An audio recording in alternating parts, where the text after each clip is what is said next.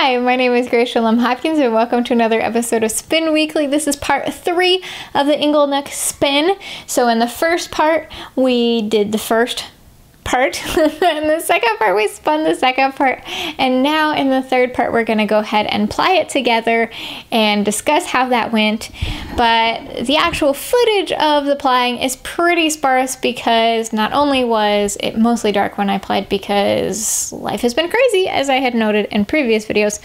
Also, I think plying is not that interesting to watch because it's hard to get a really good view of the colors at such a far off distance. So plying is usually my least favorite, visually speaking. So to make up for that, I'm gonna do a quick little knitting update. So we will do that before we jump into the video. So I pulled out this UFO. It is a Rocky leggings by Tin Can Knits that I started, I think 3 years ago. No, it can't be that long because Bean's 3. Like 2 years ago when we were first moving to Kansas. And I got this far, right? The reason I got this far is because right here is where my knitting technique changed to not be twisted. And there's a huge difference. And then I was like, I am not unpulling this. It's going to be ridiculous.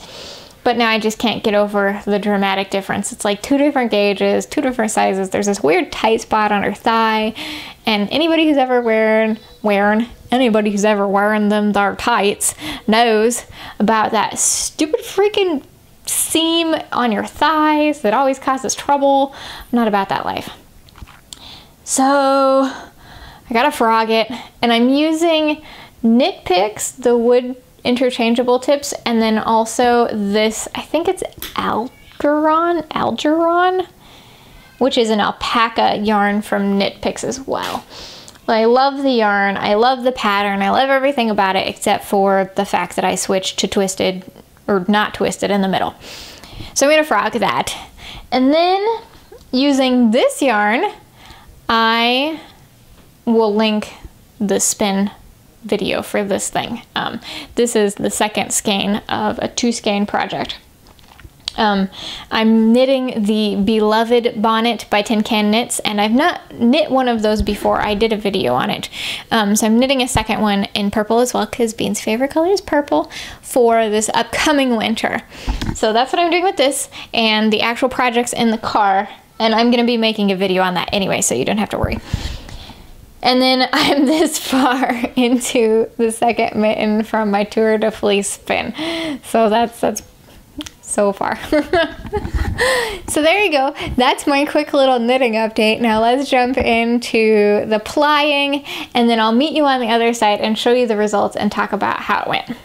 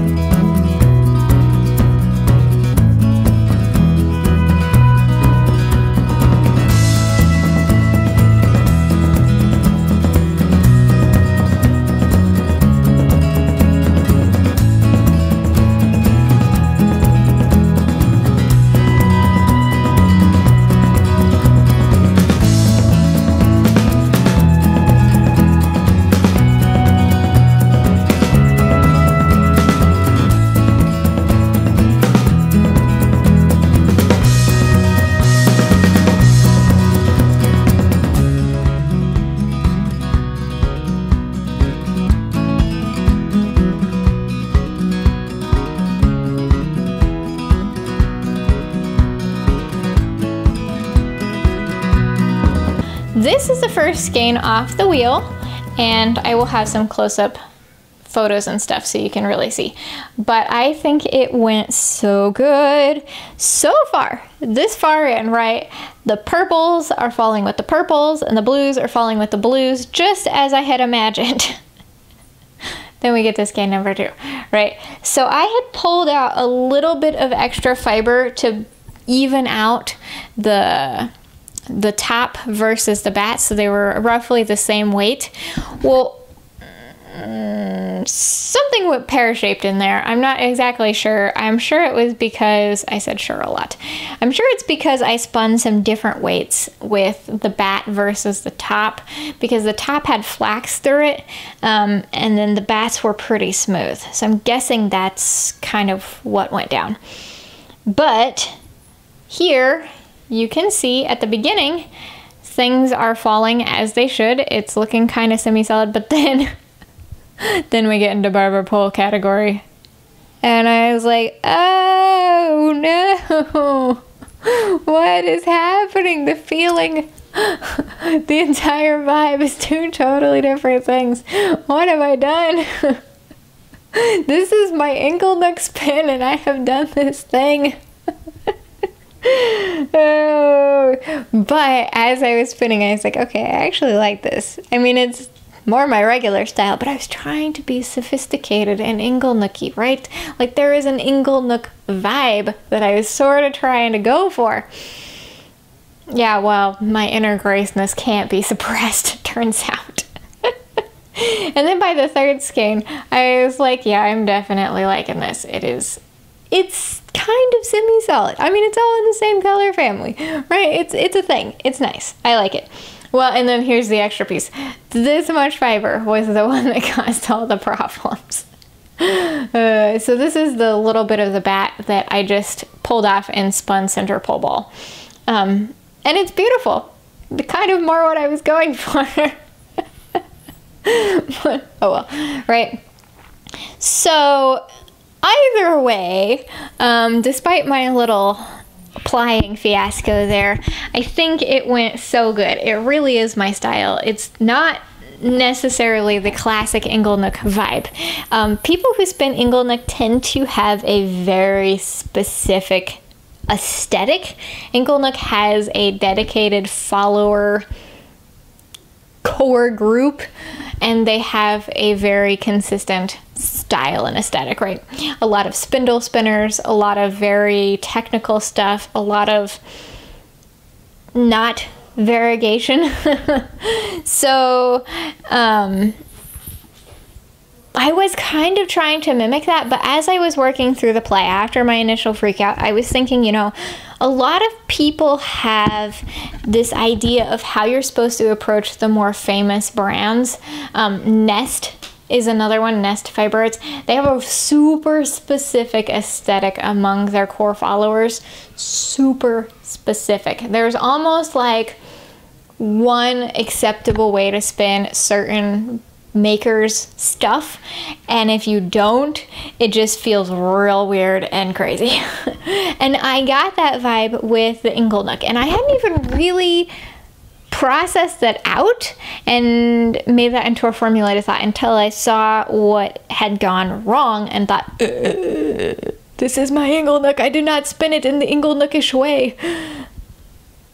So yeah, let this be a lesson to you that your inherent you-ness really is not going to want to go away even if you try and plan it away. Don't fight it, just embrace it. 2, check to see if the way that you think a maker should be spun is the way that you really think it should be spun. Or, I finally got that tiny piece of fluff. This is like my 4th video of the day, and I cute. There's a piece of silk stuck to my necklace. Hallelujah. Anyway, so check to see if that's how you really think it should be spun, or if it's more of like a subconscious peer pressure. Anyhow, I had something else interesting I was gonna say about this, and I don't remember what I was gonna say. So my plans for this yarn is either a jacket or my winter set. I keep trying to decide which yarn I want to make my winter set, my hat and my mittens with. And I kind of think this would be beautiful with a black background yarn to try my hand at some color work. My next big project that I didn't mention because it'll be in a video, so therefore it's sneaky, does involve some cabling, which will be my first. So I want to try maybe some color work. I don't know. I can't decide if I want it to be a jacket or color worky with black. But yeah, if you have an opinion, leave a comment down below. So I hope you enjoyed this spin. I hope that you saw Inglenook in a unique and new light, and I can't wait to try more of their fiber, even though it is a pain in the bum to snag some. Holy moly. They actually have an update tomorrow as I'm filming this, and I'm gonna try and get, it's the natural dye collection. I'm gonna see if I can snag some of that. Probably not, honestly, because I'm not gonna like set an alarm. Maybe I should, I don't know, maybe. But anyway, so I hope you enjoyed this spin, and I hope that it gave you confidence to approach some of the more holy grail type fibers and makers with more confidence. Confidence? Yeah, whatever. You know what I mean.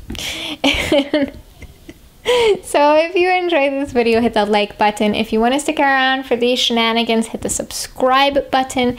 And if you would like to support the show or listen to the voiceovers, this one doesn't have a voiceover because the demo part was so short. But most of my videos do have voiceovers. The voiceovers and the whole archive of voiceover videos of the past are available to Patreon patrons. So check that out down below, as low as $1 a month, which is super cheap, like 2 coffees a year, right? Less than 2 if you get the giant ones.